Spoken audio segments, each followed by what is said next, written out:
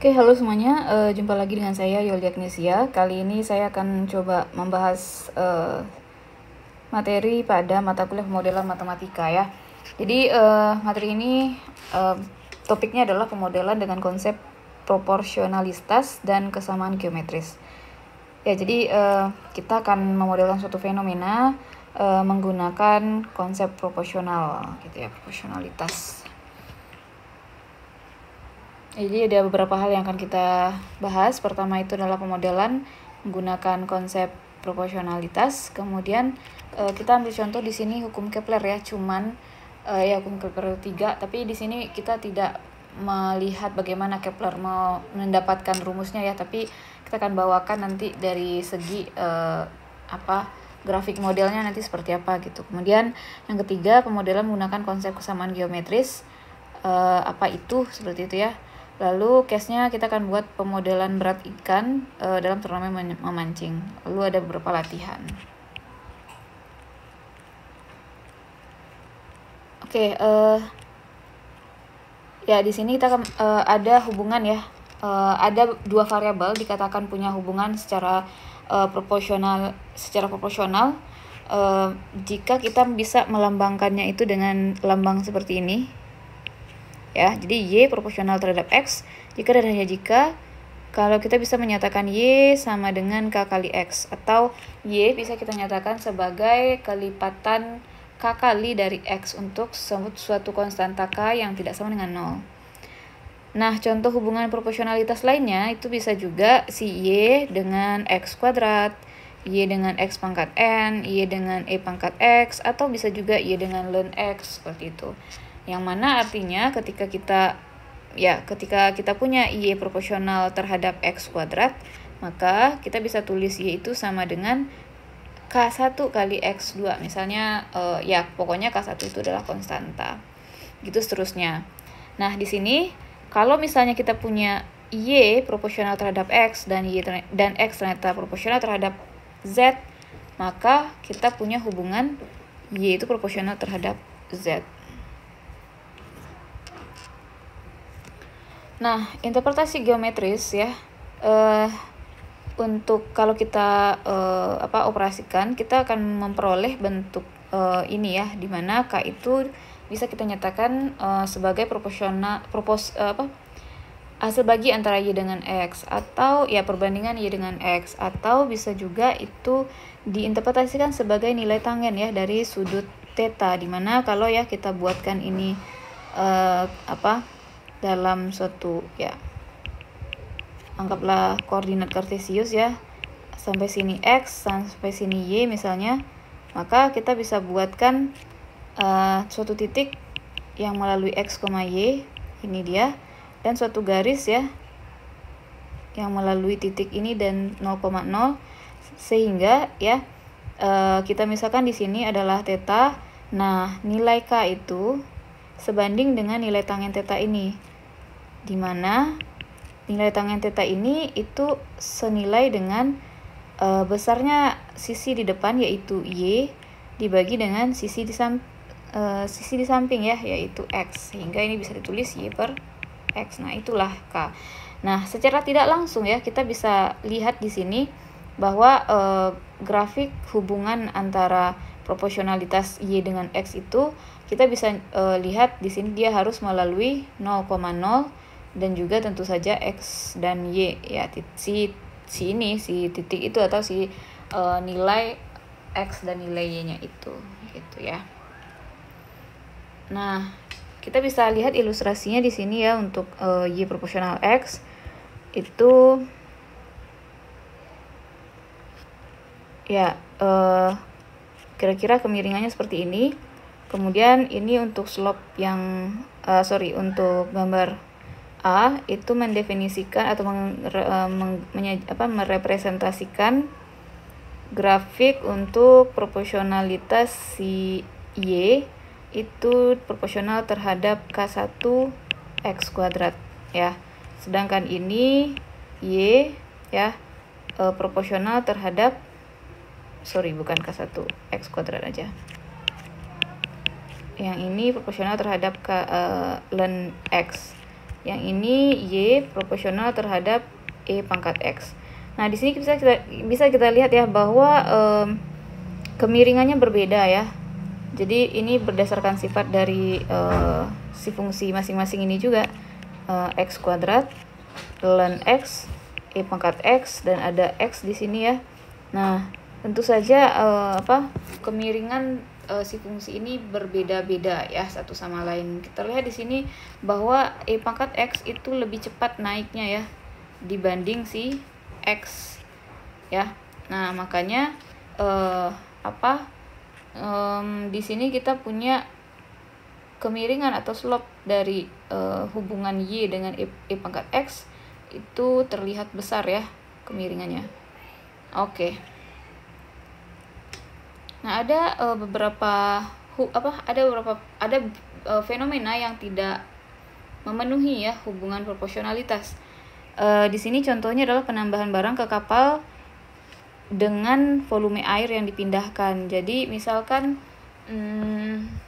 yang signifikan perubahannya itu misalnya perahu ya sebenarnya. Jadi kalau kita tambahkan suatu barang ke perahu kecil gitu ya, tentu saja si perahu ini nanti akan semakin turun ya, atau tenggelam, bukan tenggelam juga ya, dia akan makin turun ke bawah, sedangkan airnya akan naik ke atas gitu, seberapa barang yang kita pindahkan ke dalam si perahu ini. Nah, ini padahal secara kasat mata seberapa banyak barang yang dimasukkan, segitu banyak juga sebanding dengan kenaikan air atau pemindahan air. Namun hal ini tidak bisa kita nyatakan ke dalam hubungan yang proporsional. Kenapa ya? Coba perhatikan. Si perahu ya pada awalnya ya mungkin airnya segini, saat perahu naik, air akan naik ya, akan naik ke sini saat perahunya naik. Nah, makanya di sini sudah ada di place volume gitu ya. Jadi makanya startnya itu tidak di 0 tapi di suatu nilai misalnya C misalnya gitu. Jadi ini adalah kenaikan air sebelum penambahan barang. Oke, sebelum edit weight. Nah, jadi ketika ditambah gitu ya, mungkin ini kurang cocok, ini agak tinggian dikit deh kapalnya gitu ya. Nah, ketika ditambah barangnya, maka air akan makin naik lagi ya. Artinya disinilah penambahan atau di place volume tadi itu ya. Jadi startnya itu bukan di 0,0. Dengan demikian ini tidak memenuhi hubungan proporsionalitas ya. Ya, tadi saya lupa sampaikan ya bahwa grafik hubungan proporsionalitas tersebut kita menggambarkannya itu berupa garis lurus yang melalui titik asal. Jadi dua hal ini yang sangat penting ya. Harus garis lurus dan melalui titik asal. Nah, untuk kasus yang ini dia sudah garis lurus tapi dia tidak melalui titik asal. Makanya dia bukan tidak memenuhi hubungan proporsionalitas. Nah, terkait dengan perahu dan kapal tadi, untuk kapal yang bobotnya sudah ribuan ton, kalau kita tambah misalnya barang seukuran ya 400, ini apa ya? Pokoknya ilustrasinya seperti ini. Kapal yang sudah besar, kita tambah motor misalnya, atau kita tambahkan barang-barang yang cukup berat pun tidak akan signifikan ya menaikkan air ke atas. Karena kapalnya itu ya, ketika kapalnya berlabuh atau berlayar gitu ya, air itu kan sudah berkurang udah naik gitu kan ya. Nah, ketika kita tambah seberapa banyak kita tambah gitu ya barangnya, itu tidak akan mempengaruhi kenaikan air yang signifikan ya. Mungkin ada, cuman tidak signifikan. Nah, makanya di sini hampir tidak berpengaruh ya kemiringannya. Jadi kalau kita gambarkan misalnya, nah ini awalnya startnya di sini nih, di awal itu di sini posisinya perpindahan air. Ketika kita tambahkan satu barang, ya dia nggak akan naik terlalu banyak, paling di sini gitu. Kita tambahkan sekian banyak lagi, dia nggak akan berubah juga, paling di sini. Jadi ketika kita gambarkan, ya kemiringan garisnya itu nggak terlalu besar gitu ya. Makanya ini tidak signifikan perubahan penambahan display volumenya. Nah, ini beda cerita dengan perahu kecil. Kalau perahu kecil ya, kalau kita bisa gampangnya gini, kalau kita naikkan si motor ke perahu kecil itu bisa tenggelam ya perahunya ya. Artinya apa? Ya, si perahu kecil yang ukurannya itu kecil, beratnya itu tidak terlalu besar. Kalau misalnya ditambah beratnya, itu akan sangat mempengaruhi kenaikan air gitu ya. Jadi makanya di sini kemiringannya besar dan memiliki dampak yang signifikan pada perubahan air. Nah, maka untuk proporsionalitas itu lebih baik kita terapkan pada kemiringan yang cukup besar ya. Jadi kesimpulannya itu maksudnya gini, itu ilustrasi sebenarnya. Dua hal yang mau kita lihat hubungannya itu bisa kita dekati dengan proporsional, dengan hubungan proporsionalitas apabila memang suatu variabel itu signifikan mempengaruhi variabel lain secara sebanding, seperti itu ya. Ya, ini contoh untuk hukum Kepler. Hukum Kepler itu dia menyatakan bahwa hubungan antara periode dengan periode atau lama planet mengelilingi matahari untuk satu kali keliling gitu ya, dengan rata-rata jarak si planet ke matahari ya, hubungannya seperti apa. Nah, ini datanya. Dan sebelum ini tentu saja Kepler sudah merenung gitu ya, sehingga dia punya hubungan ya di sini bahwa periode itu sama dengan K kali rata-rata jarak pangkat 3/2. Nah, ini dia menemukannya gitu kan. Nah, sekarang dengan data yang ada kita akan cek nih. Ini kan terlihat di sini ya bahwa T itu proporsional ya terhadap R pangkat 3/2. Nah, pertanyaannya adalah apakah hubungan ini cukup valid atau cukup bagus untuk memprediksi ya, atau untuk merepresentasikan data nyata gitu ya. Maka di sini tentu saja ini modelnya belum full ya, karena belum ada nilai K-nya. Untuk melengkapi ya model ini, jadi kita di sini tidak melihat valid atau tidak sebenarnya ya, tapi kita mau mengasumsikan aja langsung sebenarnya ya, karena di sini kita tidak bahas cara mengetahui nilai K terbaik untuk memodelkan ini, tidak ya, kita tidak melihat itu, tapi di sini kita lebih ke menentukan nilai K yang cocok untuk data ini, seperti itu. Caranya adalah kita plot satu-satu ya, kita buatkan di sini grafiknya. Misalnya di sini T ada R. Nah, R itu di sebelah sini R 3/2 maksudnya di sini T. Nah, kita plot satu-satu ya, mulai dari Merkurius, Venus dan seterusnya. Lalu ya plotnya bisa kita saya nggak lihat kan di sini ternyata ya. Nah, nanti plotnya itu kita bisa lihat nanti ya. Kalian bisa cek juga ya di buku sebenarnya. Ini plotnya nanti akan seolah-olah dia mengikuti sebuah garis lurus ya, mungkin tidak sebagus ini. Tentu saja datanya juga tidak sebanyak ini. Kalau planetnya ada 9 ya berarti ada 9 gitu. Nah, kemudian kita buatkan garis lurus yang melalui 0,0. Kita lihat di sini garis yang kita pilih memang sembarang aja dulu ya, asalkan mengcover atau bukan mengcover. Kita bisa lihat bahwa data-datanya mengikuti garis ini seperti itu, tidak tepat di garis ini tapi mengikuti atau berada di sekitar garis ini. Nah, kita ambil titik yang melalui garis ini. Tentu saja kalau ada 2 boleh kita ambil 2, lalu kita substitusi ke rumus yang kita punya. Kan kita punya bahwa K itu adalah nilai T dibagi dengan R pangkat 3/2. Nah, T-nya ini ya kita bisa buatkan ini delta T misalnya, ini delta R ya. Jadi delta T-nya ya misalkan ini adalah T1, yang ini T2, ini adalah R2 3/2, yang ini adalah R1 3/2. Lalu kita kurangkan aja ya. Ini contohnya, sehingga punya di sini ya nilai kemiringannya itu atau nilai K-nya itu adalah 0,408.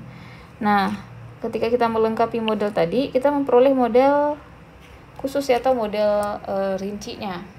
Nah, model ini nanti seharusnya itu bisa memprediksi, atau bukan memprediksi ya, bisa menyatakan nilai atau hasil model yang tidak jauh dari keadaan nyata. Nah, di sini kita bisa lihat ya bahwa nilai-nilai dari nilai dari model atau grafik dari model sebenarnya harusnya ada juga, cuman saya kayak kelupaan ya menampilkannya. Jadi kita bisa lihat di sini pada tabel itu nilai-nilai ini diperoleh menggunakan model yang sudah kita lengkapi. Nah, kurang lebih seperti itu. Jadi kalau ini diplot lagi nanti ya tentu saja dia akan berada di dalam garis-garis ini semua data-datanya ya. Walaupun sebenarnya data nyata itu tidak semuanya berada di sana. Oke, next kita akan masuk ke pemodelan menggunakan konsep kesamaan geometri. Dua objek dikatakan geometrical similar itu jika bentuknya sama tetapi ukurannya berbeda. Ya, bisa apa aja, bisa macam-macam ya. Ada yang handphone ya. Handphone itu kalau kita anggap dia itu geometrically similar ya, sebenarnya bisa ya, cuman ya itu harus bentuknya sama tetapi ukurannya bisa berbeda ya. Atau yang paling gampang gini deh, bentuk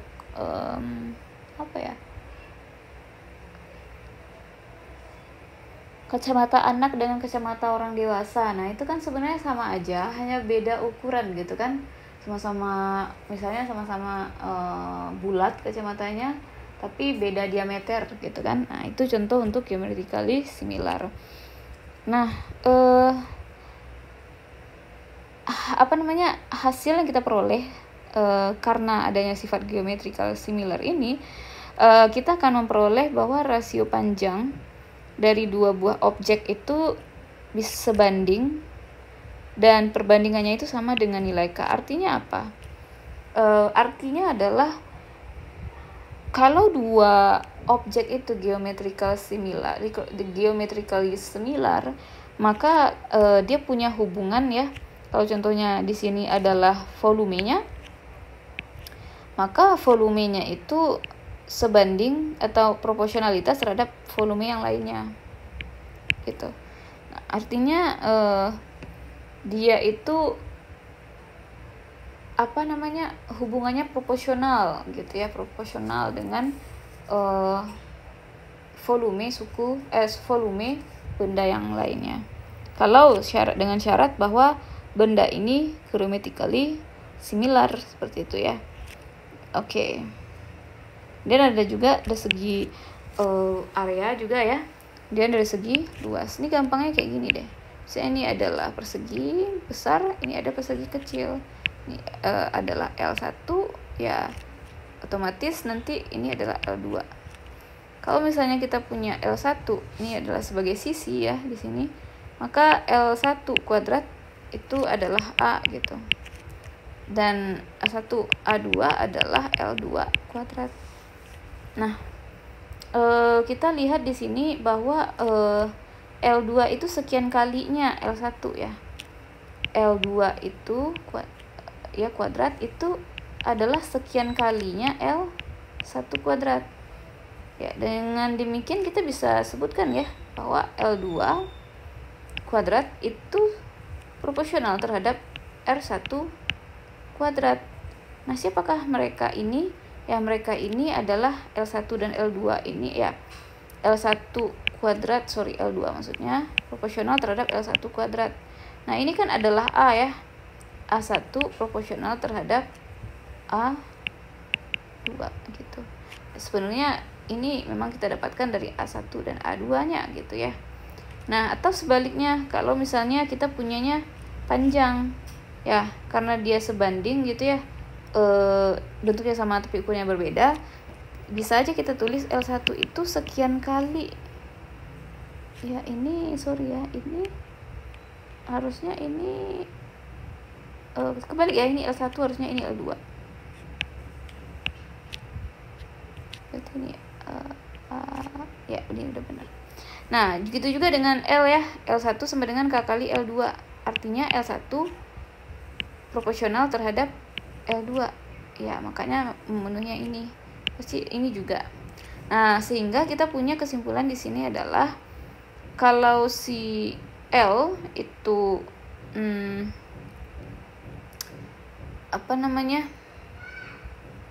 bisa kita tulis sebagai proporsional terhadap K. K itu proporsional terhadap K kuadrat proporsional terhadap A, K pangkat 3 proporsional terhadap V gitu ya pada hasilnya. Contoh pemodelan berat ikan. Saat kita mengerjakan contoh ini, kita perlu mengidentifikasi dulu masalahnya.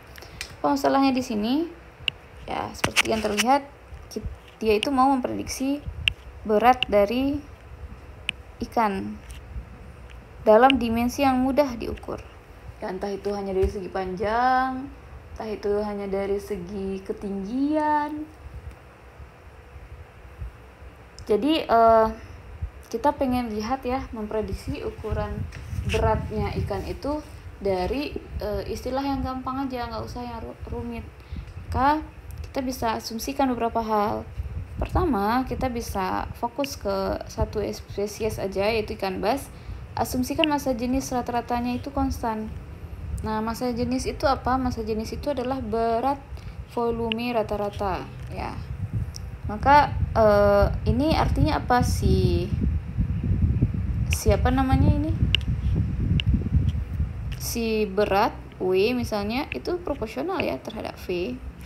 Ya, karena V itu proporsional terhadap L pangkat 3, ya kita akan punya di sini nanti W itu proporsional terhadap K pangkat 3. Nah, kemudian semua ikan bass memiliki ini sebenarnya belum ya. Ini nanti ini sebenarnya. Oke, kita isi dulu deh. Jadi dari asumsi yang kedua kita punya bahwa W itu proporsional terhadap V. Maka untuk yang terakhir dia sama secara geometris, sehingga volume ikan akan berbanding lurus dengan pangkat 3 ya, artinya volume berbanding lurus atau sebanding atau proporsional terhadap si pangkat 3 dari suatu dimensi, yaitu L, atau tadi kita sebutnya itu dengan L ya. Nah, menggunakan sifat transitif kita bisa tahu nih bahwa W itu proporsional terhadap L pangkat 3. Nah, makanya kita peroleh ini. Nah, kalau ini terpenuhi, maka kita punya W adalah K dikali L pangkat 3. Nah, bisa kalian lihat ya di sini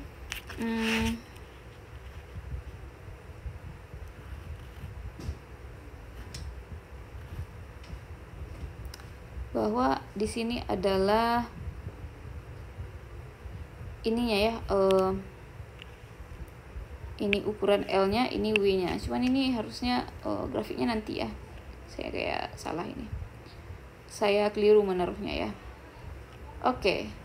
Di sini kita masuk ke verifikasi model. Untuk verifikasi model tadi ya, ketika kita sudah mendapatkan rumusnya gitu ya, rumus di sini, dan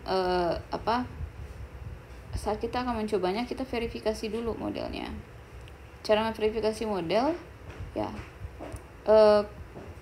jika model kita benar, maka grafik W terhadap L pangkat 3 harus berupa garis lurus yang tidak melewati titik asal ya. Jadi syaratnya kita ketentuannya gitu.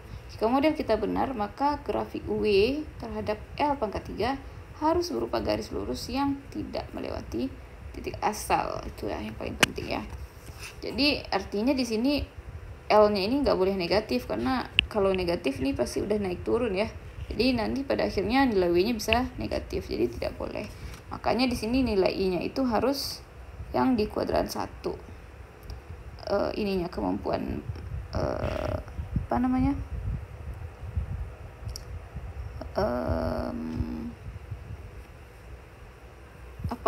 saya agak kurang fokus tadi ya.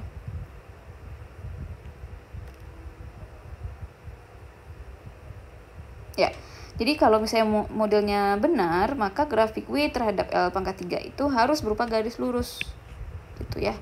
Jadi tadi kita belum punya apa K-nya kan. Nah, nilai K ini kita cari menggunakan data empiris ya sebenarnya ya. Lalu setelah itu kita cek ke modelnya dengan kita substitusi kita cari data menggunakan modelnya apakah kurang lebih bentuknya seperti ini. Nah, seperti itu. Kalau iya berarti oke. Ini ada beberapa latihan, akan dicoba ya. Belum, ini masih lanjutan ternyata. Kayaknya ngantuk ini saya nih. Oke. Jadi tadi karena kita pengen tahunya itu yang ini, berarti ini masih kosong ya nilai K-nya. Nilai K ini yang mau kita cari berdasarkan data nyata. Data nyata dari mana? Dari ini tadi. Nah, ini adalah data pancingan, bukan data yang sebenarnya. Kalau yang ya di sini tidak diberikan ya, kalau data hasil model itu diperoleh setelah kita punya model yang udah lengkap. Jadi ini adalah data hasil pancingan untuk mencari nilai K. Nah, setelah kita dapat nilai K, ini dia, lalu kita substitusi ke model sehingga model kita berbentuk seperti ini. Barulah setelah itu kita cek ya, kita inputkan ini, kita gambar garis melalui ini. Nah, ini dia kan. Nah, terlihat di sini titik-titiknya udah mulai mendekati. Berarti model kita ini cukup valid seperti itu. Nah, ini grafik modelnya itu jika di sininya X aja. Di sini yang bukan X. Di sini adalah K aja, atau ya di sini adalah tinggi badan ikan aja. Nah, ya bukan K pangkat 3 ya. Jadi kalau yang garis lurus itu yang K pangkat 3 di sininya, atau X pangkat 3 boleh. Oke, ini ada 2 latihan, silakan teman-teman kerjakan. Ya, ini dijadikan tugas ya untuk mahasiswa saya. Terima kasih.